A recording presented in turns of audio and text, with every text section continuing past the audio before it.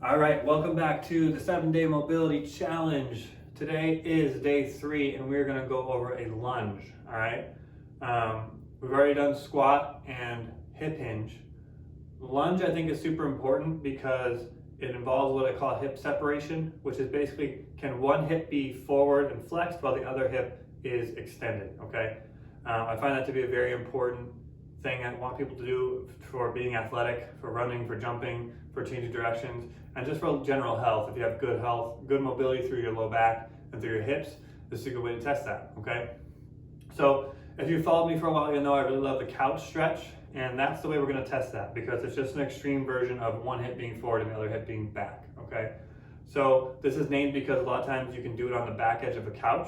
I like to just use a wall, okay? Put a mat down on the floor if you need it, because we're gonna be kneeling quite a bit, okay?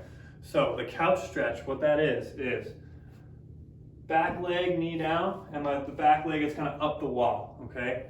So then I'm gonna bring my other foot forward, all right?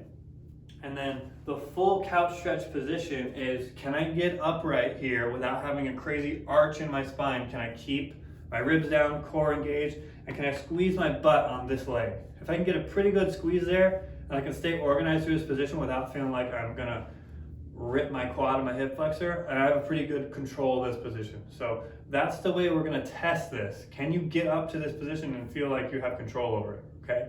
So again, we'll do both sides. I'll show you here, just so you can see what it looks like from over here. So again, can I get up tall? And really you should be able to, the knee should be pretty dang close to the wall. Like it doesn't have to be right flush up against the wall, but it has to be pretty close. Otherwise you're kind of cheating yourself. If I'm like way the heck out here, that totally changes it. But if I'm really close to the wall and I can get up, my heel's even on my butt here, okay? So I'm pretty good in this position. So that's the test, just a couch stretch, okay? So mobilizations we're gonna do. The first one's called step through. Okay, you probably won't be able to see my top half, but doesn't really matter. I just want you to pay attention to what's going on with my lower body here, okay? So step through is gonna be, we're gonna step backwards into basically like an exaggerated step, lunging type position, and then come forward again. So it's a mobilization for the whole backside as well. For the lunge, people forget about the foot and ankle sometimes. We're gonna focus a lot here in the front of the hip and the quad, but I wanna focus on the like ankle and lower kind of Achilles first, all right? So all I'm doing is stepping back, toe first, coming down to heel, staying up tall. So basically the top position of a lunge. Again, stay tight, stay organized and engaged through the trunk, core, and hip. Feel some tension in this glute, and then step forward again.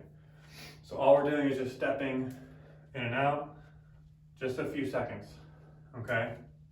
So again, if we were gonna do the other side, stepping back and just kind of working in and out. Again, I don't want it to be this, right? No big arch in the back. I don't want it to be anything here. Stay up tall, stay engaged, stay active. Nice tall chest, okay? So that's got the ankle and the foot going. The next thing we're gonna do is just a hip flexor stretch, all right? So instead of going to full couch stretch, we're gonna now take the quad out of it mostly. We're gonna focus on just the hip flexor, okay? So kneeling position, we're stretching the right leg here, so the knee that's down, all right? Staying up tall, again, so much, you're gonna hear me say this a lot. Core engaged, organized spine, organized hips, be in control of everything here, okay? Now, from this position, pretend like there's a string attached to the top of my head and I'm trying to stay up really nice and tall, but I'm not doing this. I'm pulling everything up together and then I'm squeezing my butt and I'm sort of like tilting and tucking under. Like if I had a tail, I'm trying to tuck a tail between my legs. I should feel a good squeeze here. As I squeeze this glute really hard, should feel a stretch right here in the front of the hip, okay? So again, we're kind of coming in and out.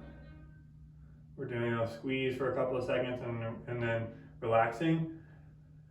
Do that 8 to 10 times and then hold a light squeeze for 30 to 60 seconds, okay?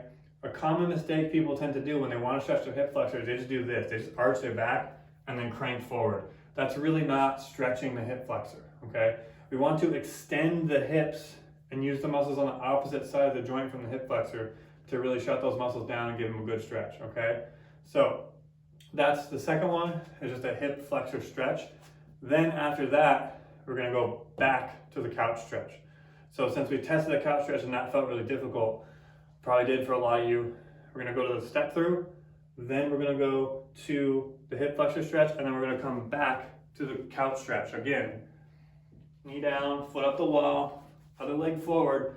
We can spend some more time here though. So if this full upright position is really hard, or even if it isn't, it's gonna be valuable to spend some time in some different positions. So set up and keep your hands on the ground and just kind of hang out here a little bit. Move around, feel back and forth, kind of see what you think.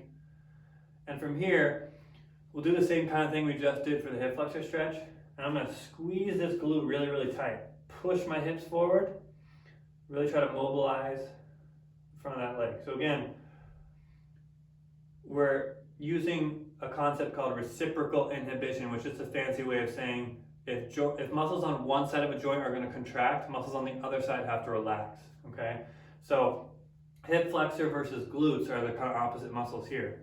So if I'm going to extend my hip and squeeze my butt, my hip flexors have to shut down, okay? So that's why I want you to really focus on being able to squeeze the butt nice and tight, because that tells you that your hip flexor is relaxed, okay? So after you spend some time there, the next kind of step up from this would be just bringing your forearms to your other knee, okay? And then doing the same kind of thing, squeeze and relax. Do that a few times. And then if it feels pretty good, and you want to challenge yourself even more, then try to come up nice and tall. Same kind of thing, stay organized, squeeze through here, spend some time here, okay? So if you can get into this position really well, you can lunge and do split squats and that kind of stuff with good trunk control. That's kind of what we're looking for, okay? So we've gone through everything. The retest is kind of part of that. So, you can come out, you can reset, do some lunges and then come back if you want. But that's a sequence for lunging, and stay tuned for day 4.